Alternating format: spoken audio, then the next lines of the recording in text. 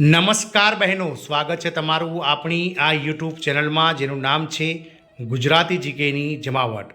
તો હાલમાં જે 9,000 અને 800 જેટલા આંગણવાડી કાર્યકર તેડાગર બહેનોની જે ભરતી પ્રક્રિયા ચાલી રહી છે તેમાં તમામ જિલ્લા કક્ષાએ સીડીપીઓ શ્રી દ્વારા જે ફોર્મ આવ્યા છે ઓનલાઈન ફોર્મ તેની ચકાસણી એટલે કે સ્ક્રુટિનીકરણની પ્રક્રિયા ચાલી રહી છે।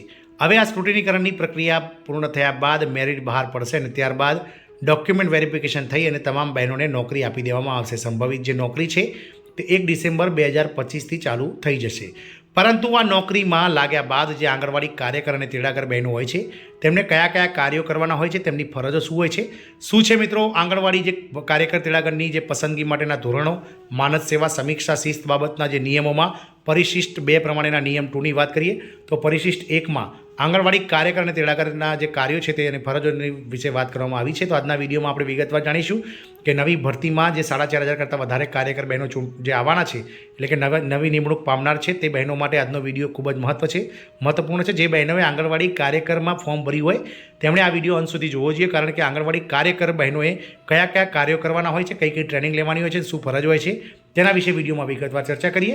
તો વિડીયોના અંત સુધી આપ બન્યા રહો અને જો ચેનલમાં પહેલીવાર વિડીયો જોતા હોય તો ચેનલને લાઇક, શેર અને સબસ્ક્રાઇબ કરી લો। સાથે જ બાજુમાં રહેલું બેલ આઇકોન દબાવવાથી તમને આવા આંગણવાડીને લગતા ન્યૂઝ સરળતાથી અમારા ચેનલ પરથી સરળતાથી ઉપલબ્ધ થઈ જશે।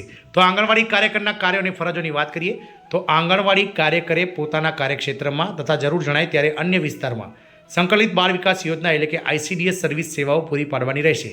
તદુપરાંત કેન્દ્ર સરકાર અને રાજ્ય સરકાર દ્વારા વખત બહાર પાડવામાં આવતી સૂચનાઓ અનુસાર અન્ય સેવાઓ અને યોજનાઓ સાથે સંકલનની કામગીરી પણ કરવાની રહેશે। આંગણવાડી કાર્યકરના કાર્યો અને ફરજો નીચે મુજબનો સમાવેશ થાય છે। પહેલી છે આંગણવાડી કેન્દ્ર નિર્ધારિત સમય મુજબ કાર્યરત રાખવું, એટલે કે જે રીતે અત્યારે હાલ આંગણવાડી કેન્દ્રનો સમય સવારે 9થી લઈને બપોરના 2 વાગ્યા સુધીનો છે તેને નિર્ધારિત સમયે ખુલ્લું રાખવું, કાર્યરત રાખવાનું રહેશે। બીજું છે આંગણવાડી કાર્યકરે સૂચના મુજબ પોતાના કાર્યક્ષેત્રનો સર્વે કરવાનો રહેશે અને નવી બાબતોની નોંધ લઈ તે મુજબ રેકોર્ડ નિયમિતપણે અદ્યતન કરવાનું રહેશે। ત્રીજી ફરજ છે પોતાના કાર્યક્ષેત્રના બાળકોને આરોગ્ય પોષણની સેવાઓ પૂરી પાડવી, તમામ બાળકોના વૃદ્ધિ વિકાસની દેખરેખ રાખવી અને મધ્યમ કુપોષિત, અતિ કુપોષિત તેમજ તબીબી સેવાની જરૂરિયાતવાળા બાળકોને ઓળખવા અને તેઓને સંદર્ભ સેવાઓ પૂરી પાડવી। સંદર્ભ સેવા લીધા બાદ પણ આંગણવાડી કેન્દ્રમાં નિયમિત પૂરક પોષણ તથા અન્ય સેવાઓનો લાભ મેળવે તે સુનિશ્ચિત કરવાનું કામ કાર્યકર બહેનોએ કરવું જોઈએ। ચોથી ફરજ છે વૃદ્ધિ દેખરેખ, એટલે કે 0 થી 3 વર્ષના તમામ બાળકોનું દર માસે વજન કરવાનું રહેશે તથા કુપોષિત બાળકોને ઓળખવાની નિર્ણાયક પ્રવૃત્તિ આ કાર્યકર બહેનોએ કરવાની રહેશે। પાંચમી મહત્વની ફરજ છે મમતા કાર્ડ તથા બાળકોની વ્યક્તિગત વૃદ્ધિની ગતિને માપવા માટે વૃદ્ધિ આલેખ નિભાવવાનો રહેશે। છઠ્ઠી ફરજ છે ઓછું વજન ધરાવતા બાળકોની વિશેષ સાર સંભાળ રાખવી તથા મધ્યમ અતિ ગંભીર ઓછું વજન ધરાવનાર બાળકો પૈકી મેડિકલ કોમ્પ્લિકેશન ધરાવતા બાળકોને ઓળખીને CMTC અથવા તો NCR ખાતે રિફર કરવાની કામગીરી કરવાની રહેશે। સાતમી ફરજ છે CMTC અથવા NRC ખાતે પુનર્વસન કરાયેલી બાળકોની દર 15 દિવસે 4 ફોલોઅપ મુલાકાત લેવાની અને કામગીરી કરવાની રહેશે તથા સદર બાળકો આંગણવાડી કેન્દ્રમાં નિયમિત પૂરક આહાર લે તે પણ સુનિશ્ચિત કરવાની ફરજ આંગણવાડી કાર્યકરે નિભાવવાની રહેશે। આઠમી ફરજ છે ANM આશા કાર્યકરની સહાયથી રસીકરણ, પ્રસૂતિ પૂર્વ અને પ્રસૂતિ પશ્ચાત તપાસ, ANC NPNC, પૂરક સૂક્ષ્મ પોષક તત્વો, ડીવોર્મિંગ, સંદર્ભ સેવાઓ વગેરે સેવાઓ પૂરી પાડવાની રહેશે તેમજ આરોગ્ય, પોષણ, સ્વાસ્થ્ય, શિક્ષણ વિષયક માસિક પ્રવૃત્તિ પણ હાથ ધરવાની રહેશે। નવમી ફરજ છે ગ્રામ સંજીવની સમિતિ એટલે કે VHSNCની ગ્રામ્ય કક્ષાએ બેઠકમાં હાજરી આપવાની રહેશે। 10મી ફરજ છે આંગણવાડીના લાભાર્થીઓની આગલા 3 દિવસની સરેરાશ હાજરીના આધારે તેડાગરને દૈનિક રાશન કાઢી આપવાનું રહેશે। 11મી ફરજ છે પૂર્વ નિર્ધારિત સમયપત્રક મુજબ 3 થી 6 વર્ષના બાળકોને સવાર તથા બપોરના પૂરક આહાર આપવાની કામગીરી પણ આ આંગણવાડી કાર્યકર બહેને નિભાવવાની રહેશે। 12મા કાર્યની વાત કરીએ તો આંગણવાડી કેન્દ્રમાં ખાદ્ય સામગ્રીની સુરક્ષા તથા સ્વચ્છતાના નિયમોને અનુસરવાના રહેશે। 13મું છે અઠવાડિયામાં ઓછામાં ઓછા 3 દિવસ ગૃહ મુલાકાત કરવાની રહેશે। ગૃહ મુલાકાત દરમિયાન ખાસ કરીને 3 વર્ષથી નીચેના બાળકો, જોખમી સગર્ભાઓ અને ધાત્રી માતાઓ વગેરેની મુલાકાત લેવી। સગર્ભા સ્ત્રીઓને સ્તનપાનની પહેલી શરૂઆત વખતે વિશિષ્ટ સ્તનપાન વિશે તેમજ ધાત્રી માતાઓને બાળકના જન્મના 6 માસ પછી યોગ્ય ઉપરી આહાર વિશે જરૂરી માર્ગદર્શન આપવાનું રહેશે।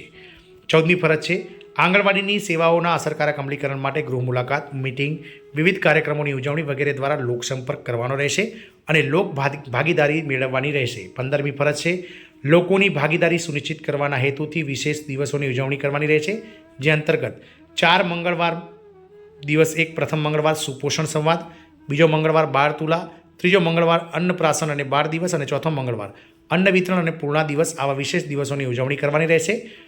બી છે આંગણવાડી કેન્દ્રોમાં નિર્ધારિત કરેલ દિવસે મમતા દિવસની ઉજવણી કરવાની રહેશે. 16મી ફરજ છે દરેક બાળકના પ્રારંભિક વિકાસના સીમાચિહ્નોનું નિરીક્ષણ કરવા માટે પ્રારંભિક વિકાસ પર ગૃહ મુલાકાત દરમિયાન માર્ગદર્શન આપવાનું.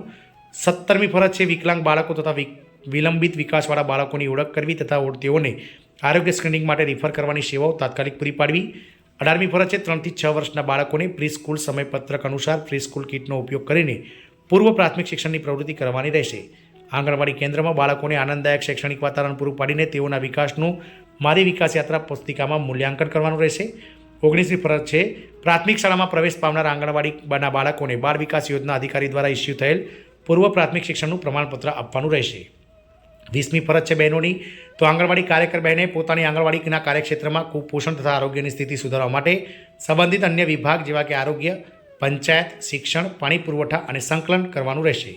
21મી ફરજ છે આંગણવાડી પ્રોત્સાહન સમિતિની નિયમિત બેઠક બોલાવવાની રહેશે. 22મી ફરજ છે સરકારશ્રી દ્વારા પૂરી પાડવામાં આવતી તેમજ લોક ભાગીદારીથી મળેલ સાધન સામગ્રીની જાળવણી તેમજ યોગ્ય નિયમન. 23મી છે ICDS પ્લેટફોર્મ પર પૂરી પડાતી સેવાઓ જેવી કે SAG Purna, SMMPVY, WIFS, RBSK, CRE creche, દૂધ સંજીવની યોજના, પોષણ સુધા વગેરે યોજનાનું અમલીકરણ સંકલન કરવાનું રહેશે. 24મી ફરજ છે આંગણવાડી કેન્દ્રના બાળકોની આધાર નોંધણી કરવાની રહેશે તથા અન્ય લાભાર્થીઓના આધાર કાર્ડની નંબરની સંબંધિત રજિસ્ટર તથા ઓનલાઈન વિવિધ પોર્ટલ પર નોંધણી કરવાની રહેશે. 25મી ફરજ છે સેવાઓને લગતા તમામ અહેવાલ રજિસ્ટર દસ્તાવેજોને નિભાવવાના રહેશે તથા નિયત સમય સુધી સાચવવાના રહેશે. ખાદ્ય સામગ્રીની વિગતો, લાભાર્થીઓની વિગતો, માતા મૃત્યુ, બાળ જન્મ, જન્મ મરણની નોંધ વગેરે કામગીરી દર માસે કરવાની રહેશે. નિયત થયા મુજબના માસિક વાર્ષિક અહેવાલ ભરવાના રહેશે. 26મી ફરજ છે આંગણવાડી કાર્યકર તરીકે પસંદ થયેથી તાલીમો પૂર્ણ ફરજિયાત કરવાની રહેશે. 27મી ફરજ છે મુખ્ય સેવિકા બાળ વિકાસ યોજના અધિકારી, પ્રોગ્રામ અધિકારી, પ્રાદેશિક નાયબ નિયામક અને સંકલિત બાળ વિકાસ યોજનાની રાજ્ય કચેરી દ્વારા સોંપવામાં આવતી યોજનાઓને લગતી તમામ કામગીરી કરવાની રહેશે. 28મી ફરજ છે સરકારશ્રી કક્ષાએથી આ કાર્યો અને ફરજોમાં જરૂર જણાય ત્યારે ફેરફાર કરવામાં આવશે. આમ આંગણવાડી જે કાર્યકર અને બહેનો છે તેમને 28 જેટલી ફરજો અને કાર્યો ICDS વિભાગ દ્વારા આપવામાં આવે છે તે કરવાના રહેશે. જય હિન્દ, અસ્તુ.